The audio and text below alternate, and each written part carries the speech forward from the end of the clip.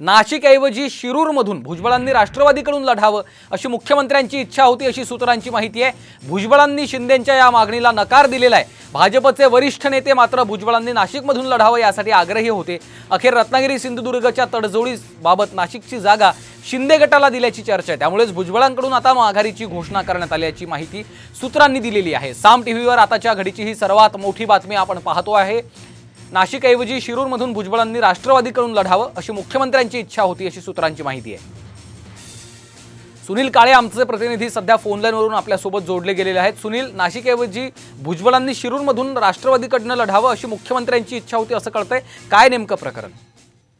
निश्चितच आपण बघतोय की नाशिकच्या जागेसाठी खरं तर भाजपचं नेतृत्व हे छगन भुजबळ यांच्यासाठी आग्रही होते, पण ज्यावेळी असा प्रस्ताव समोर आला त्यावेळी शिरूरला जे आता शिवराजराव आढळराव पाटील राष्ट्रवादीत प्रवेश करून त्या ठिकाणी निवडणूक लढवत आहेत, त्या ठिकाणी भुजबळांनी लढावा अशा पद्धतीची मागणी मुख्यमंत्र्यांकडून करण्यात आली होती, पण त्याला स्पष्ट नकार जो आहे तो छगन भुजबळ यांनी दिला होता आणि त्यामुळेच हे जो नाशिकचा तिढा आहे तो अजूनपर्यंत संपला नव्हता। आतापर्यंत नाशिकमधून त्यांनी भुजबळांनी माघार घेतली, त्यामुळे रत्नागिरी सिंधुदुर्गच्या बदल्यात ही नाशिकची माघार झाल्याचं दिसून येत आहे आणि त्यामुळे नाशिकची जागा आता शिंदे गटाला जाण्याची शक्यता निर्माण झाली।